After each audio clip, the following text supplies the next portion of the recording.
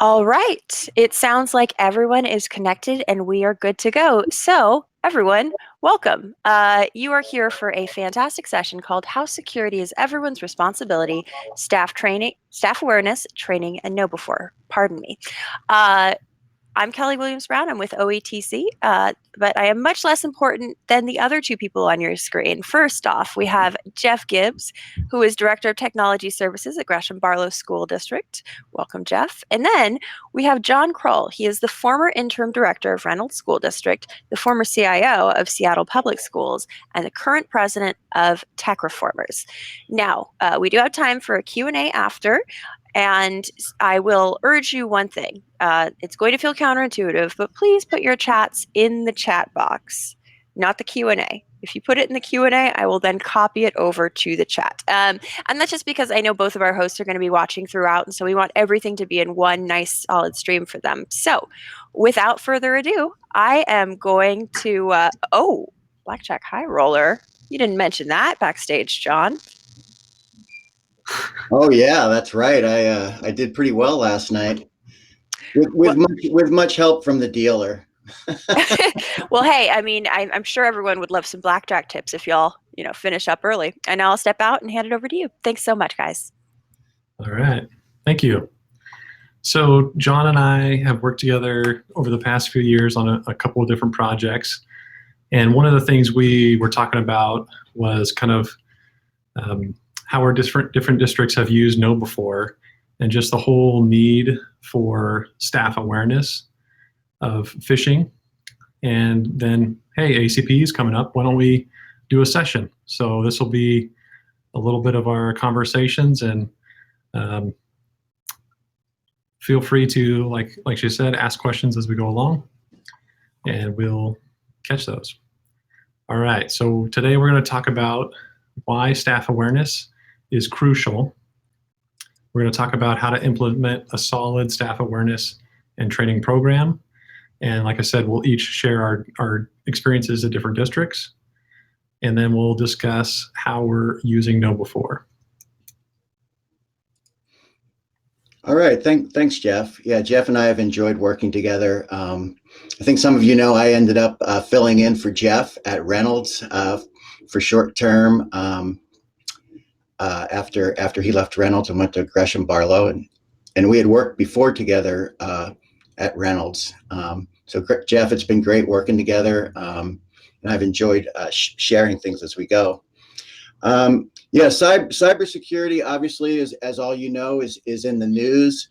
We just thought we would throw out some headlines, and if you were in an earlier session, there is a great cybersecurity incident map specifically for K-12. So cybersecurity K-12, if you just cybersecurity map K-12, if you search for that, that's a great resource that gets into a lot more of all the districts that this has affected. We wanted to highlight a couple. Superintendent at Buffalo recently had to cancel school. This one in Clark County, if you heard about, this was a little different than regular ransomware of encrypting files. They actually stole the data, and their ransom was, we're going to release that data if you don't pay us. So the data wasn't encrypted, they just stole it. So that's super scary. And Clark County didn't pay, and the data did indeed get released. And then this one is near and dear to my heart because my niece is in Baltimore County Schools. So I was talking to her specifically about how that affected her schooling. So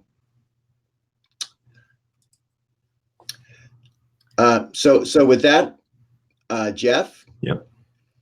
Yeah, so part of what you realize when you look at these attacks and how they most often happen, 91% of them are because of successful spear phishing attacks. So when we like to talk about the firewalls, we'd like to talk about the antivirus, but a lot of these are really a person that's the last line of defense that clicks on something they shouldn't.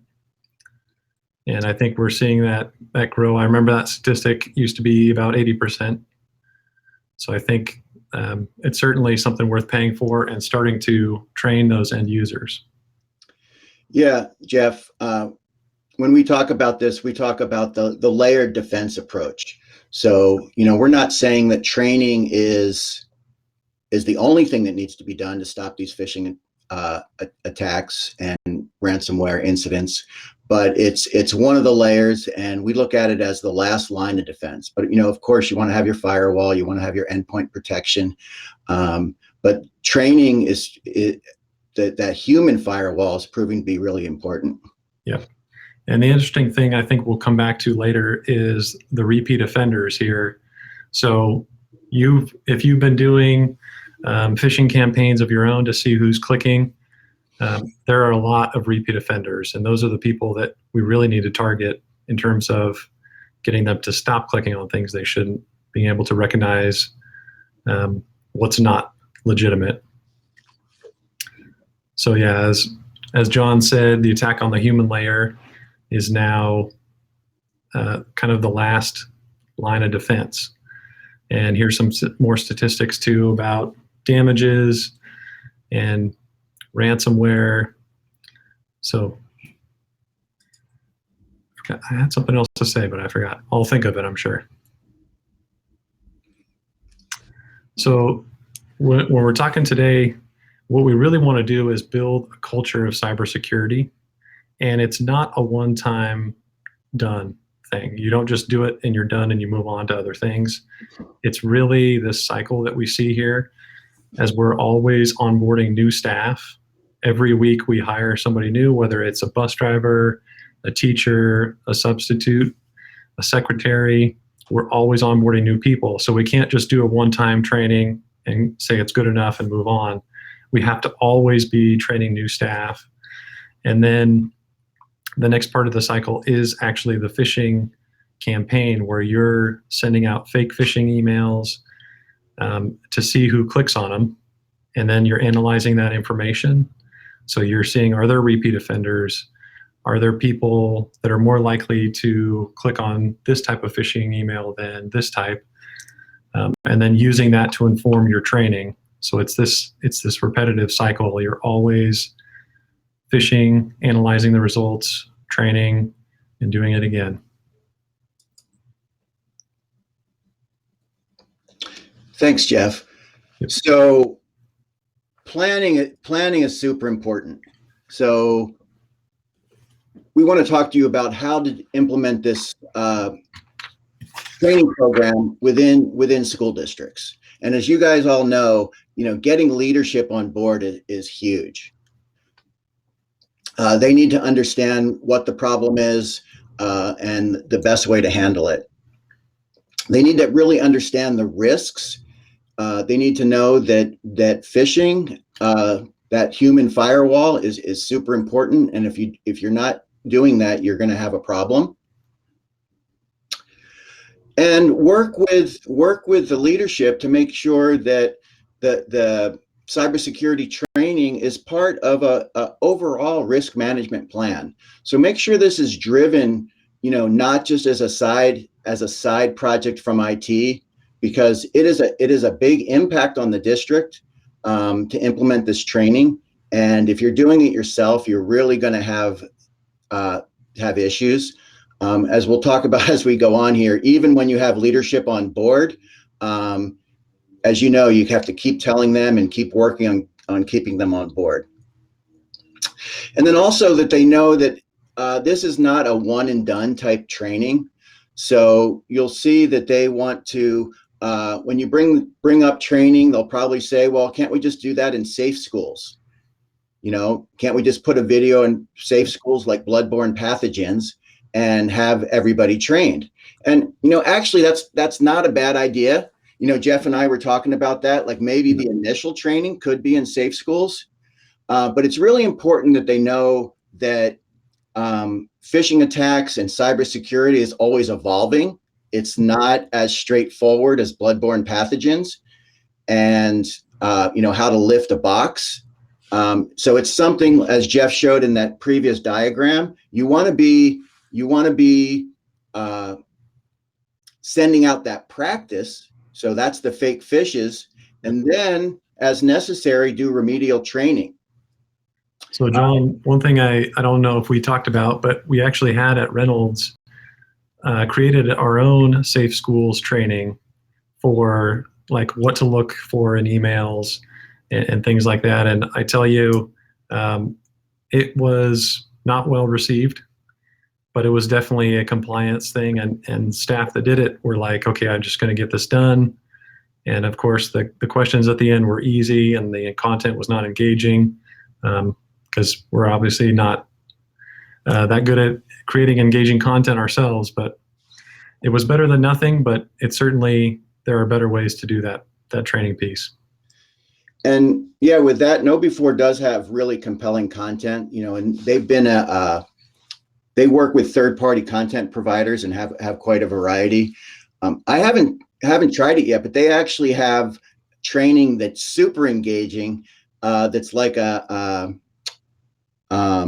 mini series. So it's what I thought that we could use that for is optional training for people who just want to learn a little bit more and have some fun.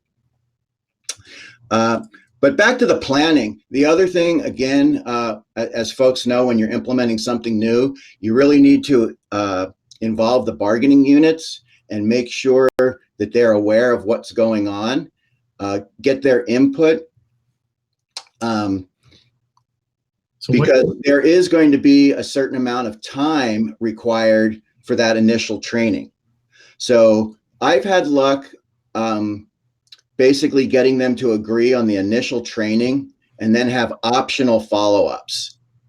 So there's a plethora of training materials that you can provide, but you really have to break, and Jeff, I'd love to hear what you have to say on this. You have to break into it slowly. It's probably a years-long process of, getting more and more training out. Yeah, I was actually going to ask you about the union leadership piece. Other than the time commitments, what would you expect their concerns would be in those discussions when you're talking with union leadership?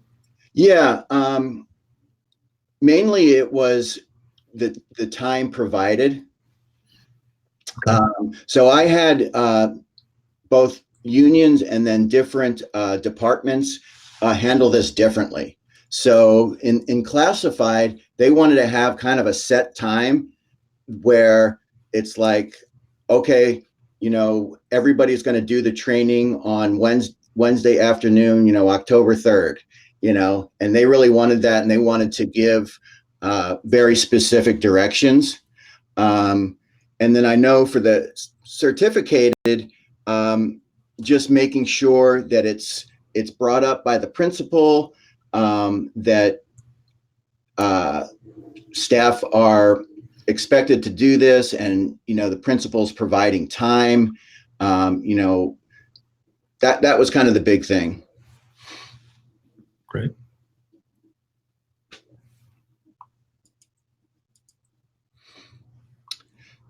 So like anything, Jeff, you can take it from here, but sure. When you start something with something new, it's always good to do piloting, and that helps with the buy-in. Yep. So with the pilot, you have two different pieces, right? You have the pilot training, and in that, John and I talked about definitely involving district leadership to pick the initial training, so that they have a stake in it. They know what it looks like. They know what everybody's going to be expected to do. They know how long it's going to take.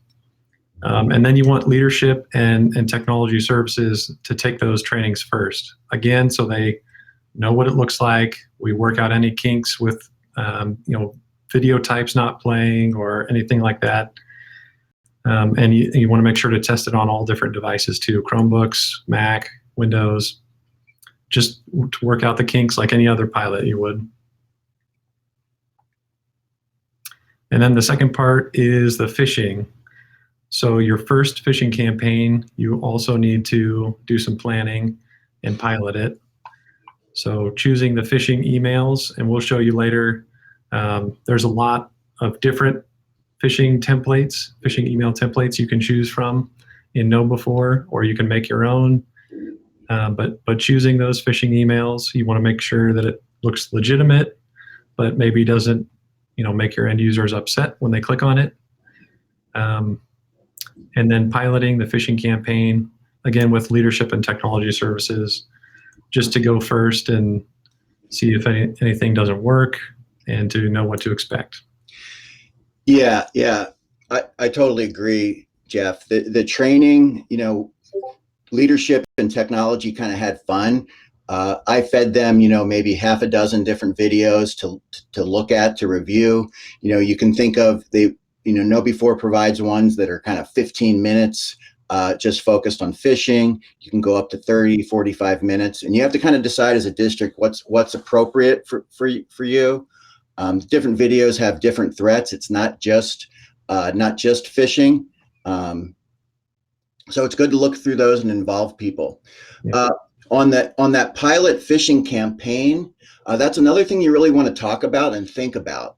So you're going to be sending a fake fish to all your staff.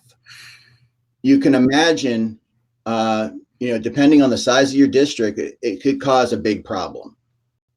Yep. So what KnowBe4 recommends, and what we did in Reynolds was really good.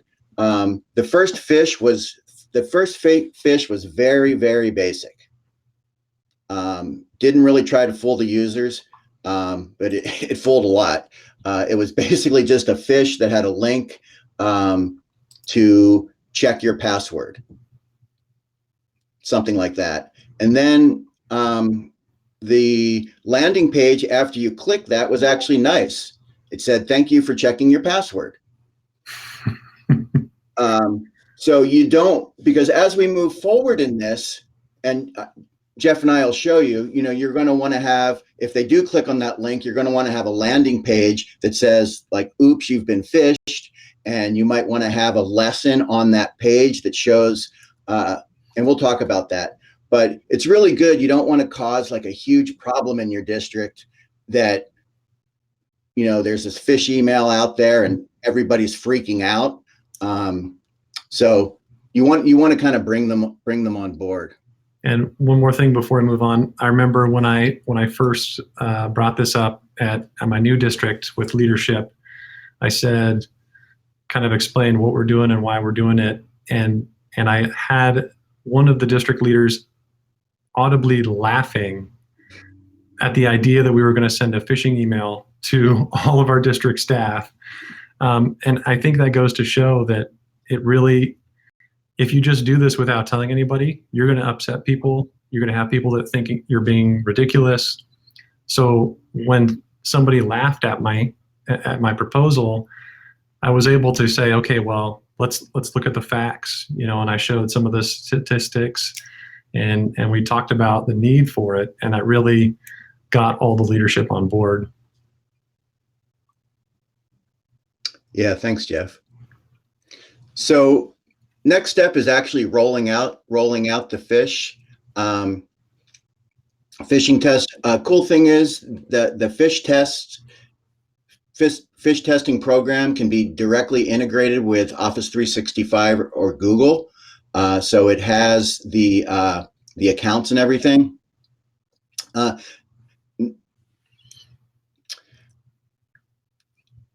For Active Directory, it's great if you can have, if you have your department and manager information in there.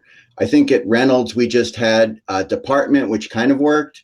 If you have manager information in there as well, I don't know how many districts have that in their Active Directory, but then we're super easy to send the reports for their team in completing the training, the results of the phishing test.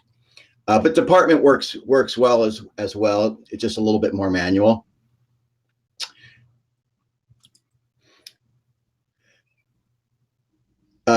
What I found is this, like I said in the beginning, this is a long process.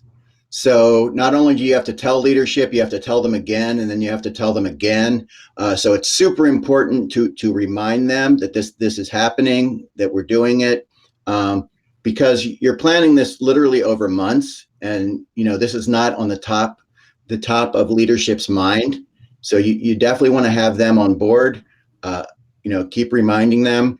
Working with principals. And Jeff, we talked about this. Like, principals.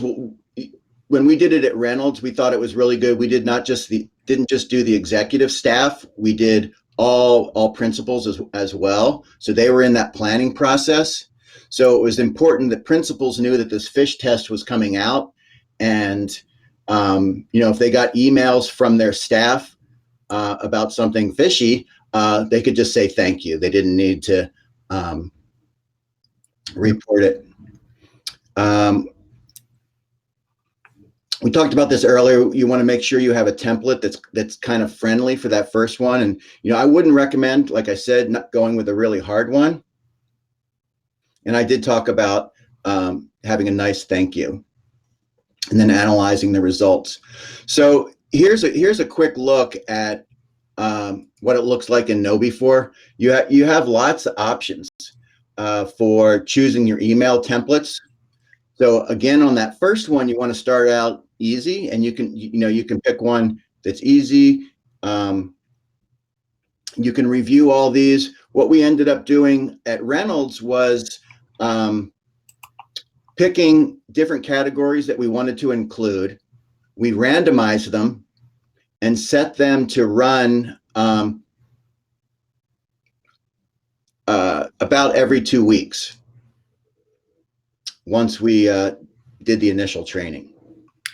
So that's one of the things that we do differently, right? You have a much more frequent cycle on your campaigns. Do you want to talk about why you, so my district now, we do a couple of campaigns a year, and that the length of the campaign would vary between like a week or a couple weeks.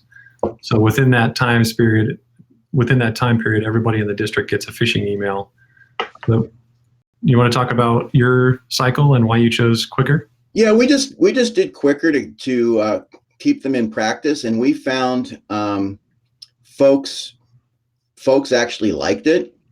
So and we'll talk a little bit later about the phish button. So we installed a phish button so they could report the phish, and if it was a fake phish, it would give them a nice warm fuzzy that they're really helping, and great job identifying this was a test. And then if it's a real phish, it gives them a chance to report that in a consistent way that goes to IT in a consistent way. So yeah, we kind of played it by ear, Jeff, and it just seemed like from the initial ones, folks were sort of happy when they found phish, and we were getting a lot of good feedback. So we just kept it going. Great. Here's just a simple example of one.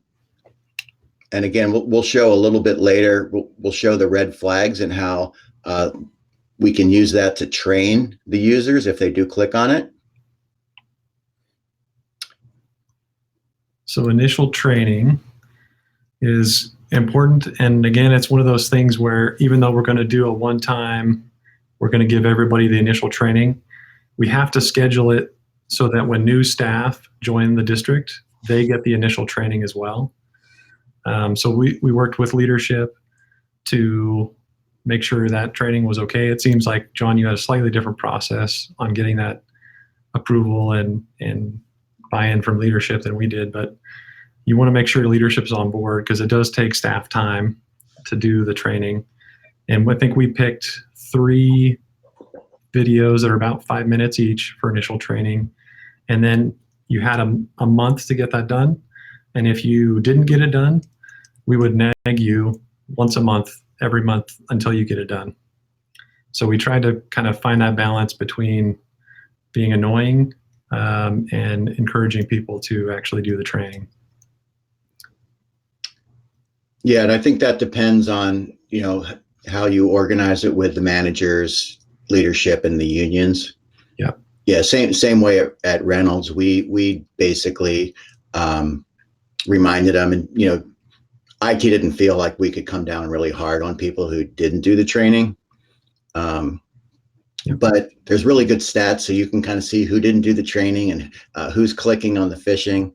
Well, the baseline results, like we talked about, John, of that first baseline phish really also helps get leadership buy-in, because when you say, hey, we sent out an easy phish for the first time and this many people clicked on it, it's easier to get their buy-in and say, okay, this is a need. We need to make sure our staff know what to look for and what not to click on. Yeah, thanks for the reminder on that, Jeff. Yeah, I also sent those stats to all staff as well, so they knew, okay, you're going to have this training.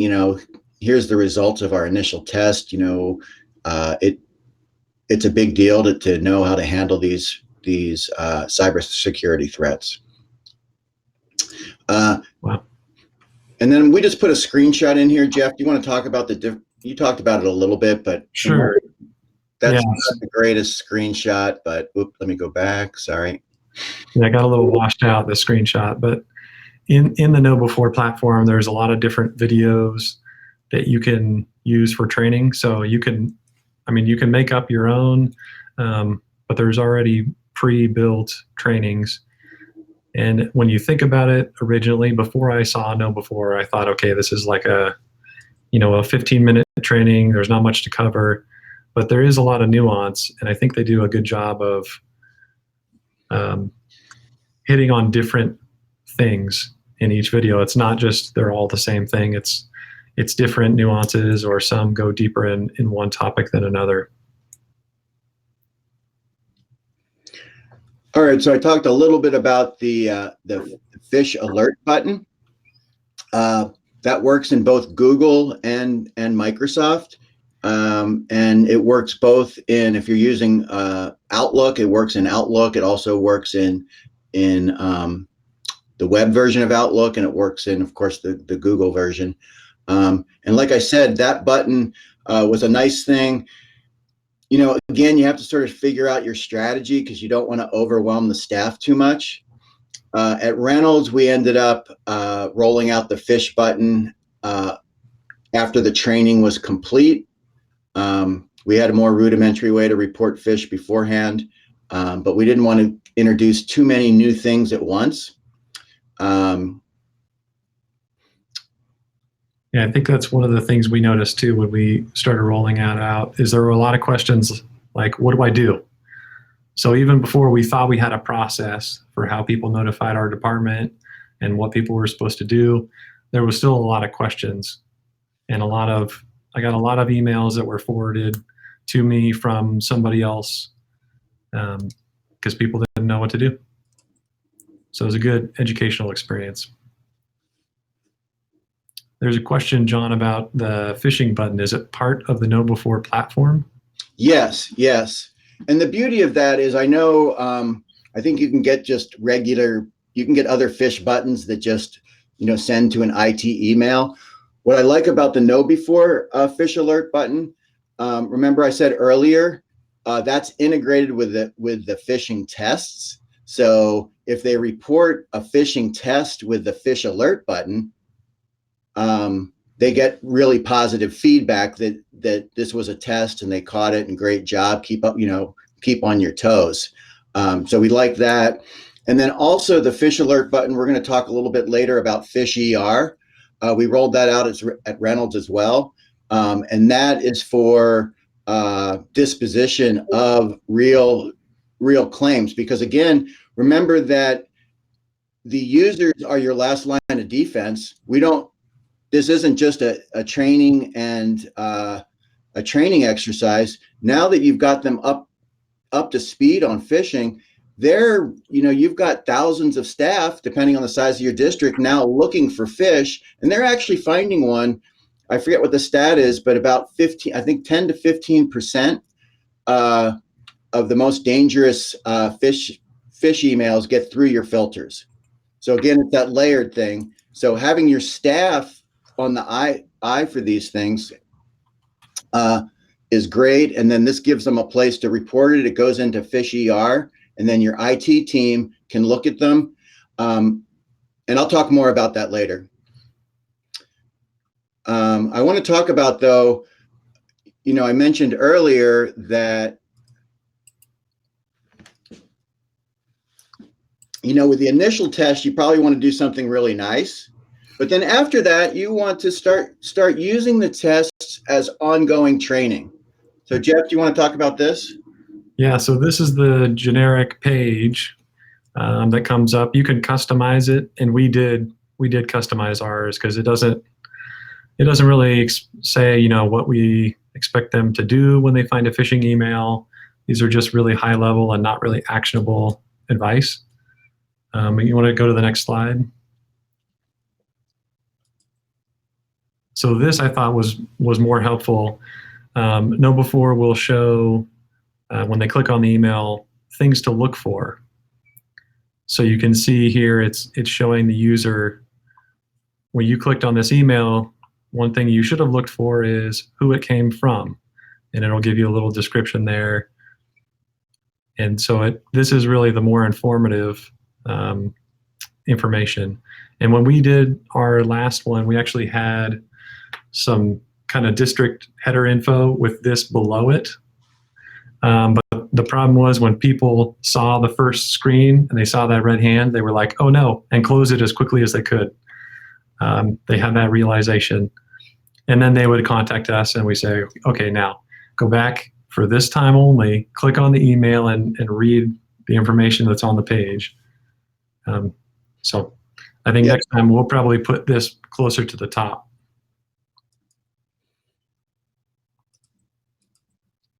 Yeah, so you can see here's a little blow up here. So they can hover over the text, and this is a sense of urgency. So that's a red flag, or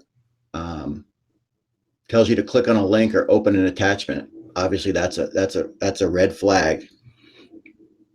Yep. So another thing, John, I wanted to ask you is, I don't think you have it set up this way, but do you have staff getting automatically signed up for remedial training? Because I know in the KnowBe4 platform, if they click on a given phishing campaign, you can auto assign them, like, you need to go watch this specific video. Do you have that set up, and why or why not? Yeah, at Reynolds, we're taking it pretty slow, so we haven't added the remedial videos yet, but we're probably at the stage of doing that. Probably need to send out more reminder emails that it's optional, because again, at Reynolds, we pretty much got the agreement on the 30 minutes of training. So for right now, we want to keep the additional video training optional, and then trying to use the ongoing testing as training in itself. Yep. All right, so let's dig deeper. Check how we're doing on time here. Hope folks are hanging in there okay. We talked about the fish alert button, but like I said, after you have the fish alert button, all of a sudden you're going to get a lot of reporting. And then IT has to deal with all that reporting. So those are people now that they're a little bit more on their guard, and they're seeing emails that may or may not be phishing, and they're clicking that button. Exactly. And somebody has to go through those. Right. So PhishER is a platform to go through those. And again, at Reynolds, we started slowly. And again, it can just start as a place for all of them to go, and IT can triage them there, reply to users if it's, we ended up getting people thinking that this was the place to report spam. So we needed to teach folks, like, if this is an email you don't want, this email is not a phish, it's a spam, and you should, if you don't want that email, you should unsubscribe. So within PhishER, you can make canned responses like that. to deal with them more quickly. So this is just a quick screenshot from PhishER of the messages that came in and how they were taken care of. But the next thing I want to talk about is, okay, you start slow and you have IT at least having a single place where all those issues are going. And remember, the fake fishes don't go in here. So the nice thing is that's all taken care of with that warm fuzzy that the end users get. So the only ones you're triaging are ones that the users are reporting. And it also does a good job of grouping them. So if you get multiple reports of the same one. But the next great thing about PhishER is you can set up automations. So PhishER has some AI built into it so that, you know, it can read that spam or read that email, and you can set the threshold. You know, at Reynolds we set it to 90% 90% surety that it knew, for instance, that it was spam and not a fish. So if the AI could tell it was a fish, or excuse me, a spam, we set it up so it automatically thanks the user for reporting it, tells them it's a spam and not a fish. And if they don't want that email, like I said, and then another one was if it's not a spam, if it's just clean, it can send that back. And then finally, it can tell, and again, you can set this. You can actually, because you're hooking it up to Google or Office 365, you can actually take care of the threat right then and there. So if PhishER can tell if it's 90% accurate, or you can set it to 95, you can decide what you want. If it's sure that this is a threat, it will automatically in the end user, it will move that email into a quarantine. It won't delete it, but it'll move it into a quarantine folder. So all that can be automated until IT can look at it. If IT decides it's a really dangerous phishing attempt, it can then just push a single button and it will do that thing that you do manually now and just rip all. It's called fish rip, and it just rips all those emails out of everybody's inbox. I was talking to Reynolds the other day about this. They just had one that was like, that had actually gotten into student emails, and they had like 9,000 they had to rip, and they were able to use fish rip to help with that. That's pretty powerful. Yeah, that's cool. So I think with that, Jeff, I think we're ready for questions. And then if anybody wants to, if we want to go over the interface a little bit, we can do that. So how are we on questions? I think we're caught up. There was a little debate about how to deploy the fish alert button, but it sounds like a couple of our attendees jumped in and answered that for us. Oh, great. Yeah, that can be pushed out. Are there any other questions?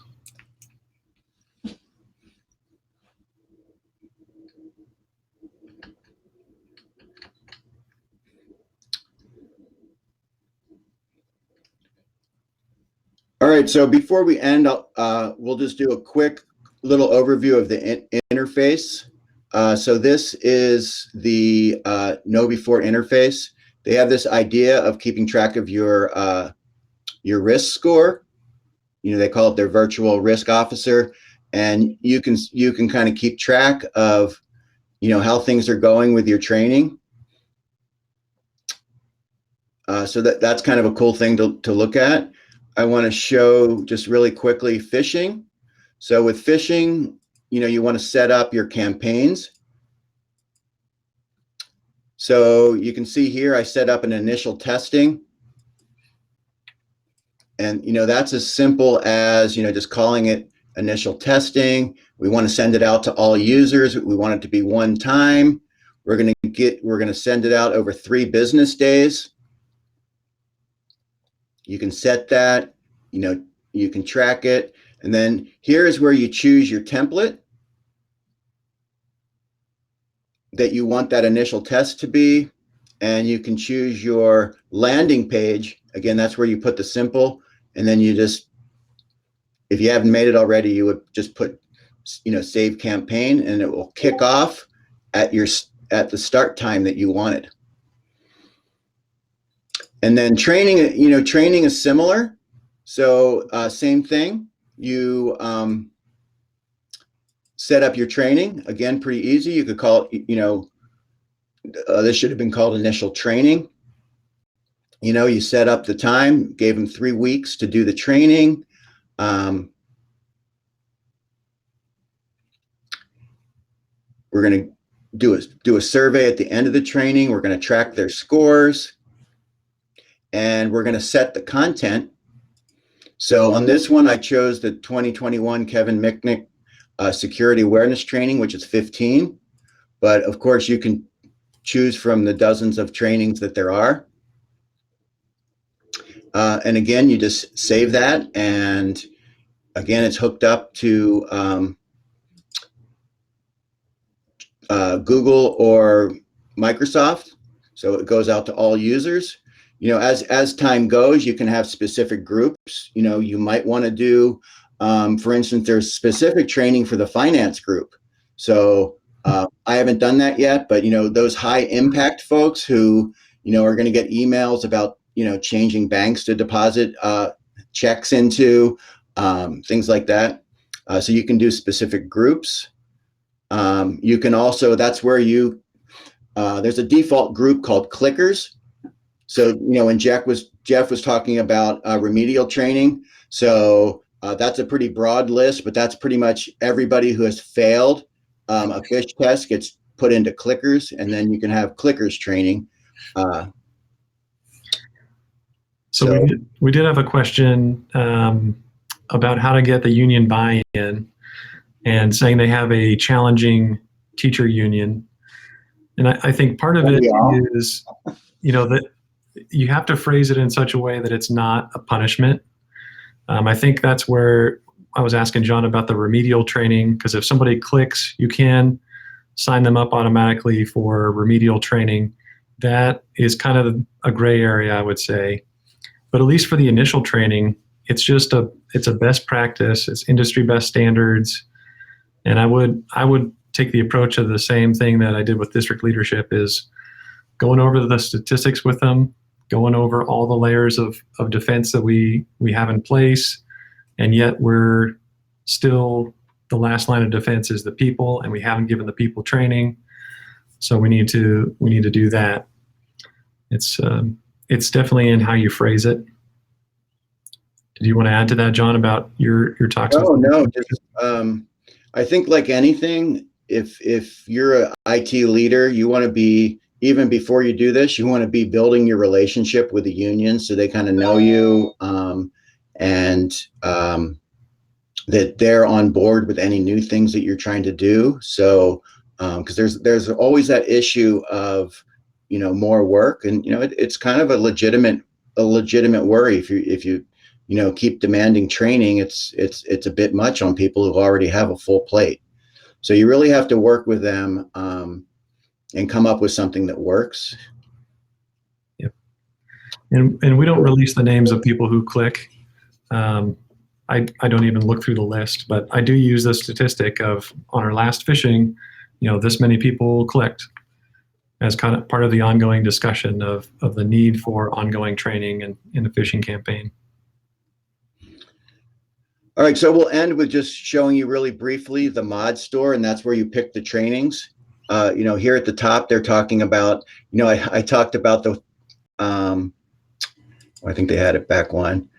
The Inside Man, that's the one that I was talking about. That's like a mini series that folks can watch, where the cybersecurity is kind of built into a story. So they kind of give ideas of different training. And like I said, they're always updating it on some of the latest scams. It has recommendations. you can search for different types of training. You've got different topics that you can try to address.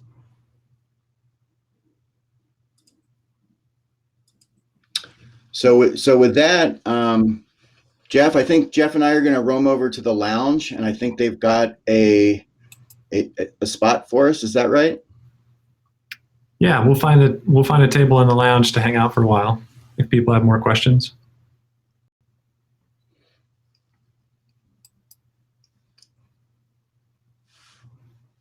All right. Well, with that, Jeff, again, like I said, it's been great teaming up with you for the last couple of years. Hope we can still figure out how we can work together.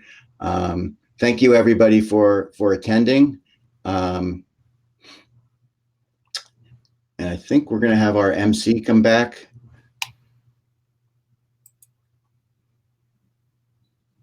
There she is.